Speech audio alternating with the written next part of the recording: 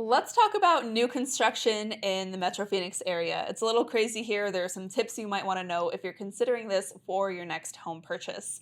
And hey, if we haven't met yet, my name is Stephanie. And I'm Bryce. And we are the Lugos Realtors located here in Phoenix, Arizona. We're with My Home Group Real Estate, and we do work with a lot of new construction clients. Now, here in the Phoenix area, new construction is very challenging to get into due to the low inventory and high demand as the rest of the country is seeing. But things work just a little bit differently here, and I wanted to touch on three main points that you're going to want to know if you're considering this.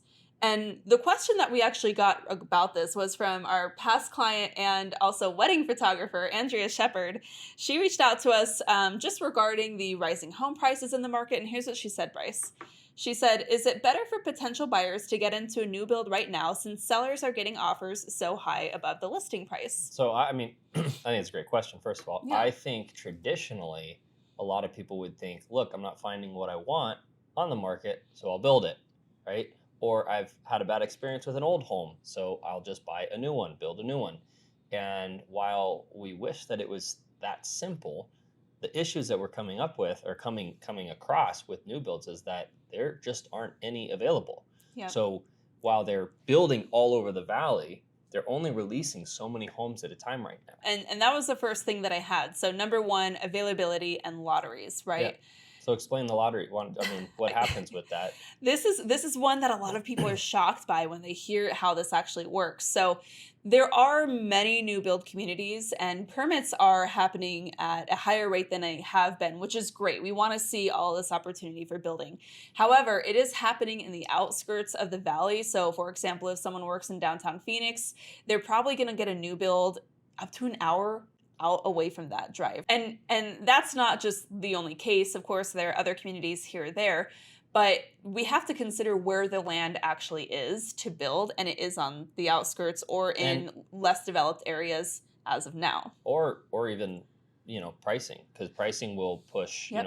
If they can't afford something that's closer in town, because there are few new build communities going on in town, but obviously being in town, location, right? Those prices are going to be higher. So for a lot of people to fit into their affordability, that's really why they're looking as far as they are. And so then comes the question is, okay, great. So you zero in on the community. Maybe you're looking in like North Peoria or even way out in the East Valley. So from there, the question is, how do we secure a lot? Well, the interest lists for these communities can be up to 500 people or more in many cases. Yeah, I think it depends on how the community is doing the lottery. Right. Because some will do, this is what's, with COVID having taken place for the last 2 years, they would do these interest lists all via Zoom. So they'd all be online. So you could have, like you said, interest lists that are 500 plus people on a lottery system.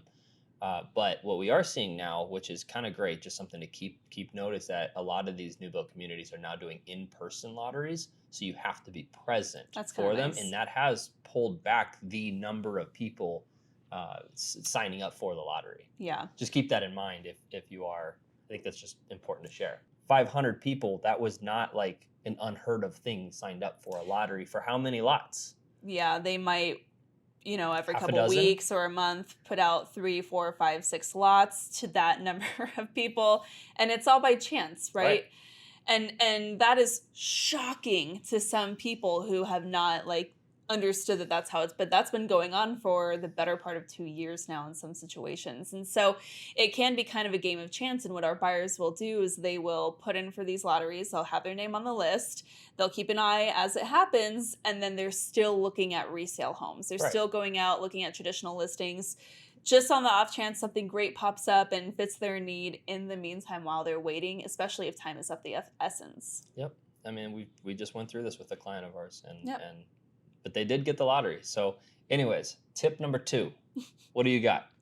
So we're talking about pricing and what to expect in terms of pricing. So there's a lot of rumors going around of, pricing and new builds kind of jacking up pricing in the middle of contracts. I figured it would be helpful to kind of set it straight. Yeah, something that, again, the same client that we were just talking about, a little bit of a frustrating point is what new builds are doing, what we see a lot rather, not all of them do this necessarily, but what we're seeing a lot is month over month price increases on their base prices. Yep. So like if you missed out on the lottery or maybe you were in it but you didn't win last month, but you're going to enter in it again, that base price, say $500,000, goes up 5%. That's 25 grand the next month for the same home for 1 month later. And you're just entering into the next lottery. And same, with the other dozens or plus people entering into it as well. Yeah.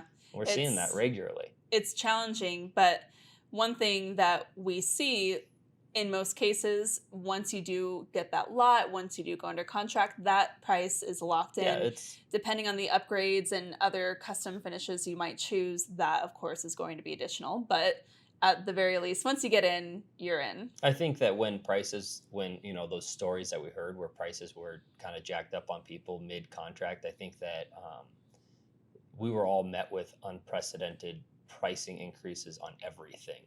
Lumber went crazy, at the beginning of COVID. And I don't think that we're seeing that right now. So I would not. There seems to be more stability. Right, there is. While inflation is still high, I don't expect builders to be doing that. And in the contracts, they shouldn't be able to. Yeah. So. I think that that's also an important point to make, is having a realtor by your side through this process. You can take a realtor with you. It doesn't cost you extra to go through this process. So you can take a realtor with you to help you understand these contract documents and help you navigate this process. Yeah, there are some new build communities that are, I wouldn't say trying to cut out the real estate agent, but they are not compensating your real estate agent anymore. Some are not. And obviously, we don't work for free. We do need to earn some sort of income. So that can land on the buyer as part of their closing costs. And that can be negotiated between the buyer and their agent. But there are some builders, which, we won't get into who they are, that are doing that and not allowing, I don't want to say not allowing representation, but they're almost discouraging it by not paying your real estate agent. And what that does is it puts you in a weak spot, because now you're left all on your own to navigate these complex legal documents that you may or may not have any training to actually read. And while they have a sales rep that can go over some of it, at the end of the day, that sales rep works for the builder. Yeah. Right. And I'm not saying that they're all bad, because we have great sales rep, contacts and friends and colleagues. We know a lot of people that'll go over it and advocate for you as well. But again, at the end of the day, when it comes to your greatest debt of your life, you should probably have somebody in your corner helping mitigate the risks. Absolutely. Totally. So, but in general, like you said, take your real estate agent, because most of them do, they encourage that, and they want you to be fully represented, and they are. It reduces liability for them anyway. Right. They're going to pay your real estate agent, so why not have them there? But it is important to know that a lot of them require you and your agent to be there together the first time. So how long does this last? The number one thing that's going to make these easier to acquire for buyers is the amount of inventory, right? So I figured we could talk about the amount of inventory. There, as I mentioned earlier, there are very large numbers of new permits being drawn from Maricopa County for new builds, which is exactly what we want to see. The challenge is supply chain and labor issues and rising prices, right? So along with all the other complexities that we're seeing in the economy and in the different markets that impact this supply chain, it's just going to take time for all of that new construction to be built. And if we think back to the last time we saw this much friction in the market, everybody points to 2008, right? But between 2005 and 2008, there was something crazy like 60,000 listings on the market, including new construction, just giant communities of new construction just sitting there. And that's just not the case. That's the problem that we're seeing now, is it doesn't exist yet. Right. It's being built. And that is a process that takes time. And meanwhile, prices are continuing to rise. If you checked out our April market update video, we kind of gave a little bit of our forecast as far as what we're seeing into the next season with prices rising.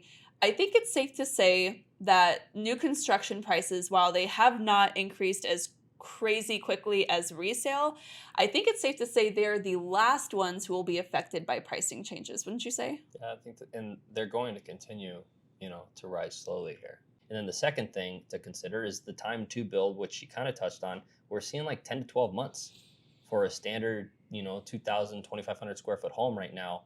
It could be a year for you, whereas it used to be like 8 months. That's just crazy. It feels like a really long time. That's 50% longer. But I mean, it's still, you get a brand new home at that point, and You get to pick out your finishings, and then so, you're happily ever after, I hopefully. guess, for as long as you're there, right? Yep. So if you have questions about what buying new construction might look like for you, we would love to chat. We work with a lot of clients in this area, and we are super happy to just, answer any questions you have. We can hop on a quick call if you want to pick our brain about the process and what that might look like for you.